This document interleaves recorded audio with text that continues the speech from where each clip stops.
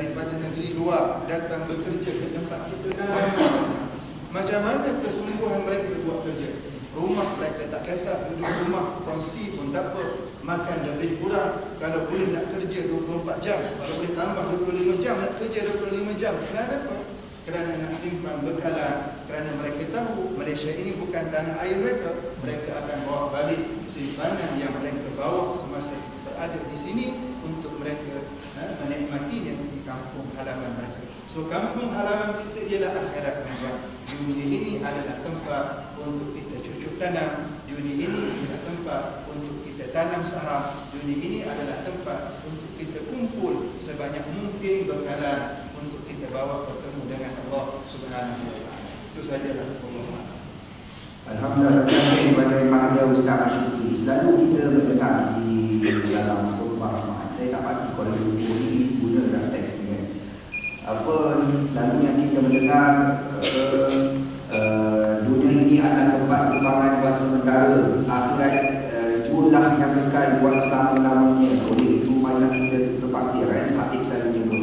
Jadi di mana kita sebut tentang hakikat kehidupan kita di mana yang Ustaz Asyuki sebutkan tadi, kadang-kadang mungkin kita juga tertanya-tanya dalam diri kita, apa faedah yang akan saya peroleh sekiranya saya melakukan perkara ini, apa perolehan sawab ataupun pahala itu yang kita akan peroleh, sedangkan pahala itu kita tidak nampak secara realitinya.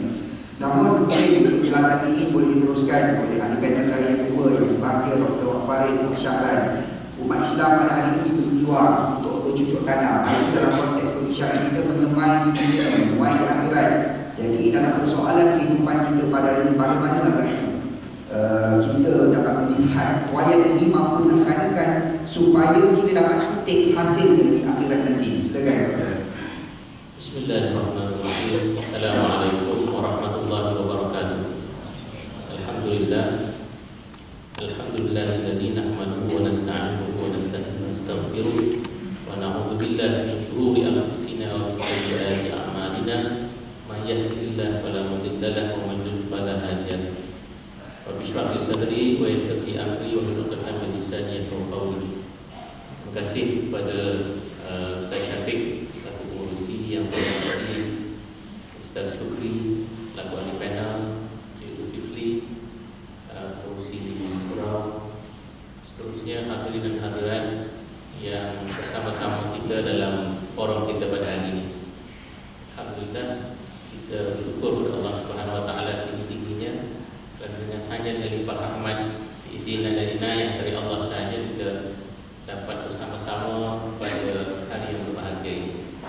Kita bercakap tentang persoalan bagaimana kita menyemai di dunia dan juga menuai di akhirat, atau menanam di dunia dan menuai di akhirat. Saya ingat persoalan ini persoalan yang perlukan satu pemahaman yang mendalam, khususnya tentang agama itu sendiri.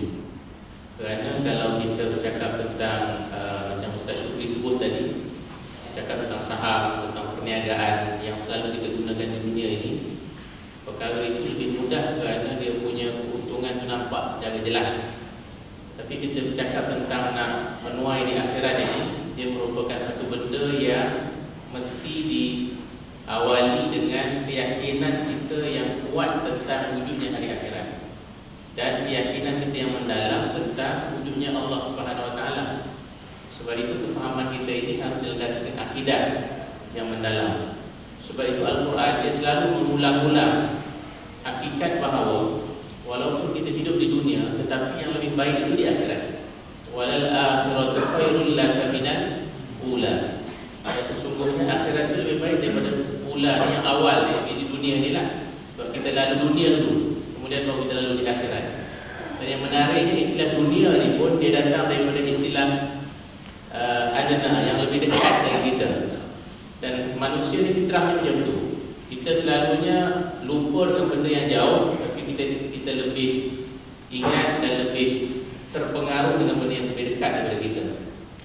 Sedangkan Al-Quran menjelaskan bahawa yang paling penting untuk kita ialah di akhirat. Dan sebab itu disebut tadi, dunia ini hanya mazra'ah saja kepada akhirat, hanya ladang kepada akhirat. mana kita nak mengambil hasil daripada tanaman kita itu. Kerana disitulah keuntungan yang sebenar.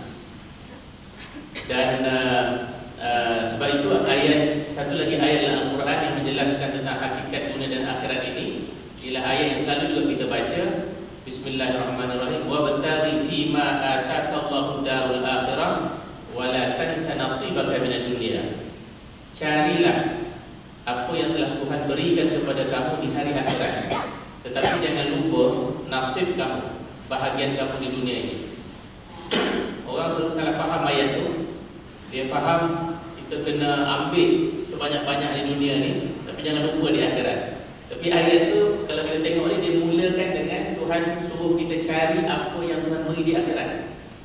Yang jangan lupa tu yang berkaitan dengan dunia sahaja. Maknanya kita punya priority, keutamaan kita masih lagi kena di akhirat. Kadang-kadang kita rasa akhirat ni jauh sangat. Bila lah kita sampai ke akhirat ni? Kan lambat lagi, hari kiamat pun lambat. Ada orang jangka hari kiamat 2012 baru ni, tapi tak juga berlaku. Jadi kita duk rasa kiamat kita ni lambat lagi. Sedangkan mengikut para ulama, kiamat untuk kita ni ada dua. Satu kiamat yang hakiki itu, tetapi kiamat yang kecil ialah apabila kita meninggal dunia. Itulah kiamat kita. Dan kalau nak melihat dalam konteks meninggal dunia, saya rasa ada kemungkinan possibility nak kita meninggal dunia ni mungkin sejam dari sekarang pun ada. Kan? Mana tahu keluar dari surau ni tersilap pijak ke, dah kurang maaf kita minggu depan keluar kat sini kan. Kita tak tahu bila kita akan dipanggil oleh Allah Subhanahu Wa Taala. Maknanya akhirat itu amat dekat kepada kita. Dan sebab itulah kita harus bersedia untuk kita sampai ke akhirat, dan kita harus bersedia menanam apa yang patut untuk dia sampai ke akhirat. Kemudian Allah selalu mengingat bahawa kalau nak tanam sesuatu di akhirat ini ibadah. Itulah kita kena tumpukan. Tapi tak semestinya begitu. Kerana ada hadis Rasulullah SAW yang mengatakan bahawa kam min amalin yutasawwaru bi amali ahli dunia walakin bi husni niyyah yasiru bi amali ahli akhirah.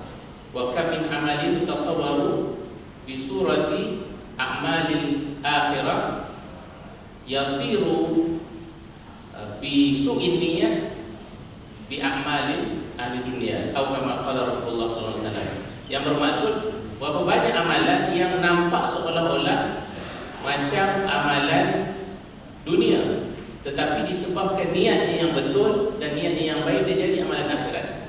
Dan sebaliknya betapa banyak amalan yang nampak macam amalan akhirat, tapi disebabkan niat tak betul, niat yang buruk, dia jadi amalan dunia. Contohnya kalau kita begitu je, kita pergi Petronas, yang naik kereta, naik motor. Naik motor tu biasa je, macam amalan dunia je lah. Orang Marupit pun naik motor je lah. Canggih lagi dia punya cara bawa dia kan, siap macam Superman lagi. Jadi naik motor ini asalnya dia amalan biasa, amalan dunia, tidak ada kena-mengena dengan agama. Tetapi mungkin yang naik motor datang ke Petronas ini dengan niat aku naik ni kerana nak cari rezeki, akhirnya nak bagi makan anak dan isteri, dan untuk aku juga sihat, dan akhirnya dapat ibadah kepada Allah Subhanahu Wa Taala. Niat itu niat yang tulus, niat yang ikhlas. Jadi amalan tadi walaupun nampak macam amalan dunia, naik motor biasa sahaja, tetapi kata hadis tadi dia akan jadi amalan akhirat. Dia jadi sama dengan solat juga, pahalanya itu besar. Jadi bukan bermakna kalau kita nak menanam untuk akhirat ini hanya kita tumpukan kepada ibadat saja, tetapi banyak lagi hal-hal yang berkaitan dengan dunia ini yang kita lakukan, sebenarnya nilainya boleh naik satu martabat sama tinggi dengan amalan-amalan akhirat kita yang lain. Begitu juga amalan-amalan